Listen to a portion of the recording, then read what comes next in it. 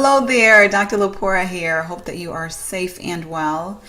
The question, the inquiry I often get is exactly how much of a scope of diversity and equity and inclusion should an organization take on at a time? And let me just point out, diversity, equity, and inclusion are all three very distinct concepts within themselves, related, complementing each other, but different. And of course, that could be a masterclass in itself. That being said, the answer is it depends. And there are various factors that goes into that, and we're going to talk about that today.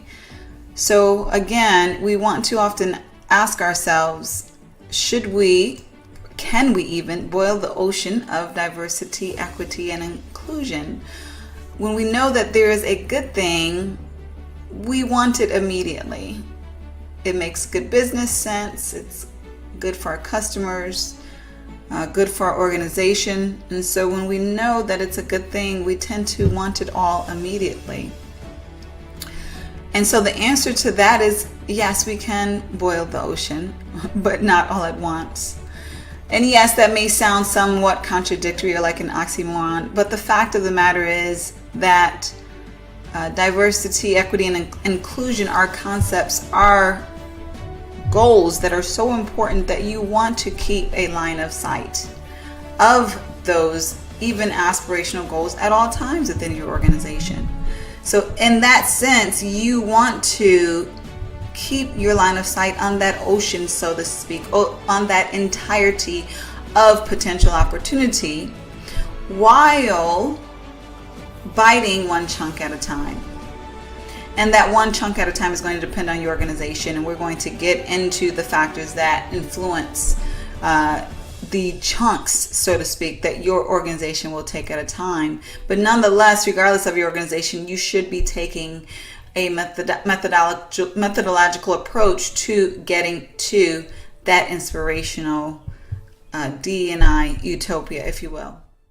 So what we've seen in the past with D&I is sort of this one blast, one and done effort. If you're good, quote unquote, you may do that one blast once a year or twice a year, and that has tended to look like a simple training class or a sensitivity session, or things of that nature. But what we have been realizing, many of us before, but what the world is now realizing, is that the diversity, equity, and inclusion issues that exist, at least within the country of the United States, and I know it exists many other places, but I'm going to speak specifically of the US, knowing that more intimately, that these are very systemic issues, very deeply ingrained issues that require systemic solutions, holistic solutions that address not just the topical skill set of people, but the practices, the institutions themselves, the policies, the culture, representation, a holistic effort. If you truly want to transform to be a healthy D&I organization, and that if is obviously there because we always have that choice. So now what you see is specifically an organization diversity, equity, and inclusion maturity model, and this shows pretty much a journey that you would take as an organization to get to that sustained level, what I call D&I utopia, so to speak. Let me qualify by saying there are very few organizations at that sustained level. Do I say that to discourage you from aiming at it? Absolutely not. I believe that every organization should be aiming there, but I say it in a sense of showing how much work every organization truly has to do to make a systemic transformative difference. While not reading this in entirety, you can look at it, obviously yourself at your own leisure. The theme that you will see here is an organization graduating from a basic level, a level that is purely reactive, that is solely concerned with DE and or I for reasons of compliance, legality, lack of liability. That's your, basement, if you will, rock bottom level of D&I within an organization. And then you can go all the way to the sustained level, the most graduated level. And at that level, quite frankly, it's not about external effort, as you will see more so within these medium areas of awareness, appreciate, and integrate. Once you get to the sustained level, your organization is DE&I. It is ingrained in the culture. It is institutionalized. So it's not about it being this separate entity. If you were to change the D&I within your organization, you would change the culture. If you were to lose D&I, you would lose some of your organization's culture. That's what that sustained level looks like. And in between there, it's really a focus of going from, appreciating the importance of D&I, valuing it, to hiring other people on the outside to help you to do it, to aiming to do it inside, to holding people accountable for it, and then ultimately getting to that sustained point of it being institutionalized and a significant part of who your organization is, what your organization is. So in any transformational effort, and we're specifically speaking to organization diversity, equity, and inclusion right now, what you will see is steps that should be taken, methodological steps that should be taken in order to successfully transform in the way that your organization desires to, because every organization is different. So what I would argue is there are some essential steps that you need to take in order to do it right. So first and foremost, there needs to be a burning platform. And what does burning platform mean? That basically means there's either a danger to not changing, the house is on fire, so to speak, or it's a danger of what you will miss out on if you do not transform with this diversity, equity, and inclusion. Every organization that takes on the endeavor of transforming their diversity, equity, and inclusion emphasis within their organization may have different burning platforms. Some may be similar, some may be different. For some organizations, it may be an issue of liabilities. They're tired of, facing legal liabilities connected to discrimination, things of that nature. Other organizations, it may be a lack of ability to recruit good candidates. So that may be their reason. Another organization's burning platform may be more positive. It may be because they strive to be an organization that provides the best for their customers. An organization that provides a diverse, collaborative, innovative, integral part within the organization, and that may be their burning platform.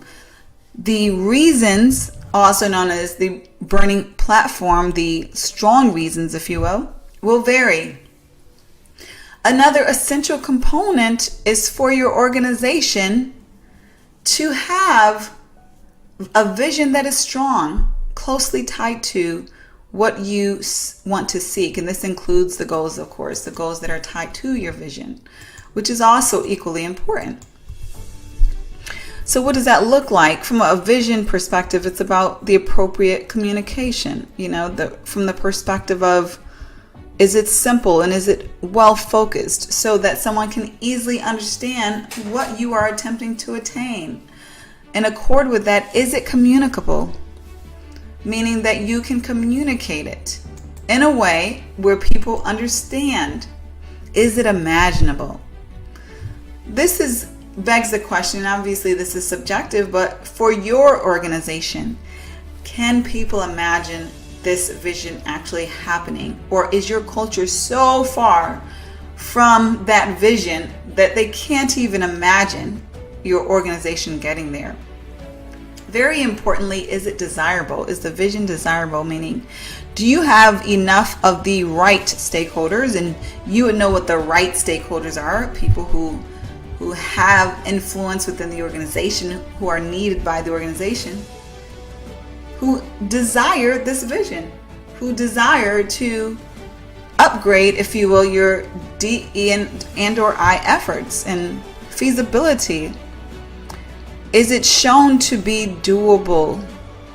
Is it shown to be a feasible response? Meaning, when you compare it to other alternatives, does it make sense? Have you done your due diligence regarding how it's actually going to happen? And then lastly, a very important one is flexibility, being flexible.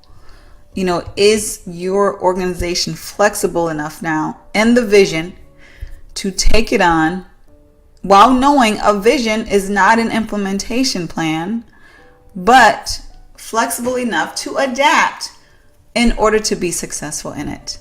Because anytime we do something new, there are going to be unexpected occurrences. And when that happens, it's important for us to be flexible enough to pivot in order for what we seek to be successfully implemented.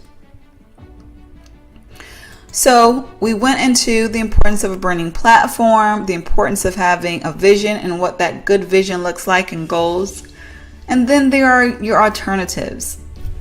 Now, people will often argue if you truly have A as a goal, you don't want to talk about B and C because that discourages you from focusing on A.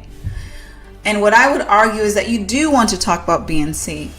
Even if you ultimately are committed to A, you want to understand B and C because, for one, it will make your plan A better because you may include some elements of B and C with A. And secondly, you want to understand the skepticism that is within your organization. If there are people who have alternative suggestions, you want to understand their needs so that you can address them with whatever you commit to. And you want to understand them to manage resistance to change, which often comes when there are those desired alternatives. So that is a very important reason to address your alternatives. You want to ensure you have sponsors. That is another very important step in building your diversity, equity, and or inclusion transformation strategy. Sponsors are those individuals who do just that. They sponsor the effort. That is, they have enough power and resources to make the effort happen. The effort may not happen without those sponsors. Those sponsors are often most likely the top leaders of the organization. They are the ones who, when they grab the microphone, people will listen to, and they also the ones who tend to have the purse strings. So whether it's the CFO or the director or the CEO, it's obviously the most desired. These are very important sponsors to have, because while we often love to cheerlead and desire that whole change from the middle up, and it does happen, when we work with transformational change, we know that typically change is not successful without those top level sponsors. And then importantly, in accord with that, very related to that, we want to ensure that we understand the investment level of our transformation.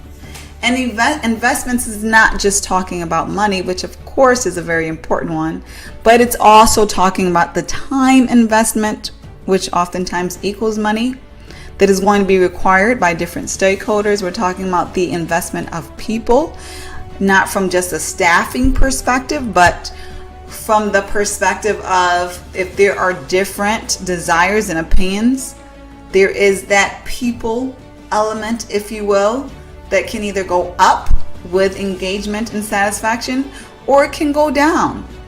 Now, what is well known with most transformational changes is that our people engagement, our people satisfaction oftentimes go down before it goes up.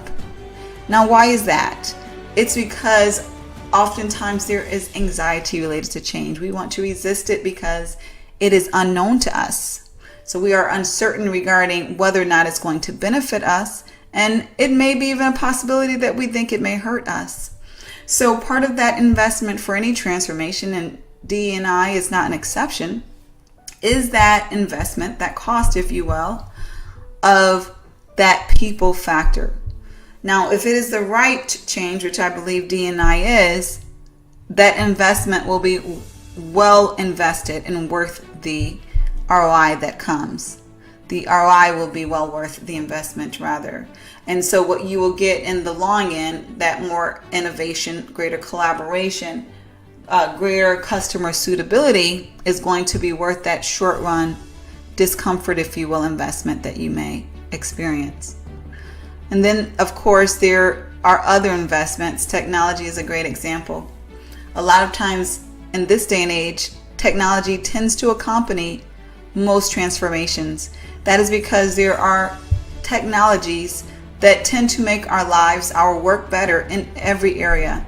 So usually if you are administering a transformation, there is an upgrade in technology that is at least available, and then you decide whether or not it's worth making that investment. But at the bottom line, you want to ensure that you do understand the investments that will be required for the level of the vision that you are aspiring to and that your organization is aspiring to.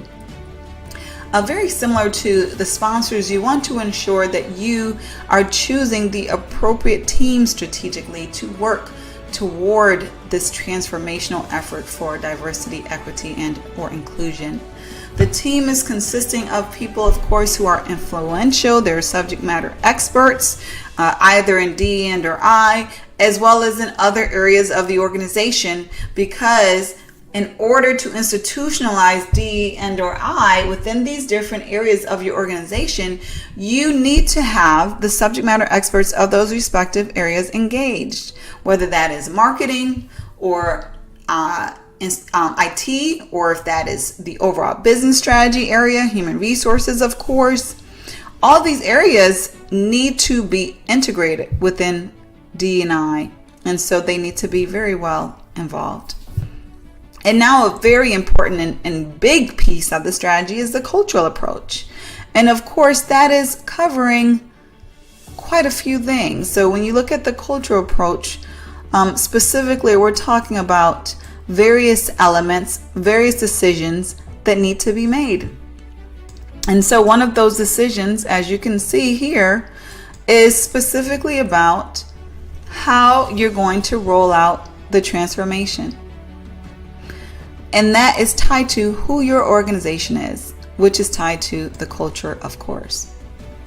So one is your organization highly centralized, where everything is decided upon and rolled out at the center, or is it highly decentralized? Whereas all of these different areas, perhaps you have different offices around the world, different continents. And if it's a highly decentralized organization, that means there's a lot of power in these different locations, if you will. So given that, there's a lot more diplomacy that needs to take place, a lot more effort of alignment that needs to take place when you have a decentralized operation. Now, of course, there are significant benefits in a decentralized organization, but you do want to keep in mind that extra effort that is going to be tied to rolling out a transformation, because it will be not just one transformation, but it will be several transformations at all of these different hubs, if you will, that you have within your organization. Part of that cultural approach deals with whether your organization is hierarchical or consensus based. Is it an organization that has to decide together about everything, or does the leader just drive it down and then it's one and done? So that's going to be a very important component to consider. Is your organization one that is mature with change, whereas you can basically roll out the vision completely up front, or is it so immature with change and risk averse that you have to take more of a snowball effort, introducing little by little? These are things that you want to take in mind and consider as well, as part of what your culture is and how that approach ties to what you will be getting done. So one thing that is part of the cultural approach is the timing, right? So that's very closely tied to the cultural approach. And timing is different. As I mentioned about the change maturity of your organization, that is going to have a huge impact on what that timing looks like. Whether it's an incremental or radical change, as I mentioned, or is it something even that you're ready to do now immediately, or are there certain prerequisites your organizations have to do culturally in order to implement later? Is this going to be a slow implementation because your organization needs to build the capacity up, or the skills, or the resources, or it's just not used to fast change culturally? Or is it going to be a fast change, one where your organization is ready to pivot, they are nimble, and they have great capacity and resources and a high level of change maturity? Is it going to be a transformation that is flexible, whereas you're learning as you go and you admit, that you're not necessarily 100% sure how this vision is going to be implemented? Or is it one that is more inflexible, whereas leadership is staunch on specific things happening and definitely not open to varying from that? And lastly, as far as timing, what is your organization's tolerance for individual transitioning? This is very important because you have organizations that are like night and day from each other. And even within organizations, while you have shared cultures, you still have a great diversity of individuals within an organization. And they transition differently. They progress differently. They learn differently. They adjust differently. And so your organization has to decide what is going to be your tolerance for individual transitioning. If there's an individual who is stuck in his or her own ways, what is your tolerance or patience level for those types of individuals? These are elements that need to be decided. And then lastly, you want to make sure that whatever assumptions that do exist up front are shared in a transparent way. And this will help to prevent confusion, reduce the level of confusion. It will help also to be prepared for what obstacles or challenges may happen through the transformation toward more diversity, equity, and inclusion. Certain examples of assumptions include: will your business model change? Will your systems, technology change? Will the processes change? Will your departments be reorganized? Or will your workforce need to be augmented because you don't have the right skill sets inside? How will your employees need to be trained? What are the dollar limits? We may say, oh, we absolutely want this to happen. We're absolutely behind it. But we need to know, well, how much money are we truly willing to commit? And similar to that, how much time are we truly willing to commit to this effort? These types of assumptions, if they exist, they need to be well communicated, well aligned, so that people can work together in a healthy, collaborative way. So these are very important components that go into a healthy transformation for diversity, equity, and inclusion. Again, achieving holistic DE&I is a transformational shift. It's not a lightweight move. It's definitely not just a training class or a session. And it's something that you want to do in a very methodical, rigorous way so that it can make a truly important and beneficial impact for your organizations. If you do have any questions regarding this topic, feel free to email me, and I will provide some answers for that. If you have found this masterclass helpful, please do share it with others, and have a phenomenal day.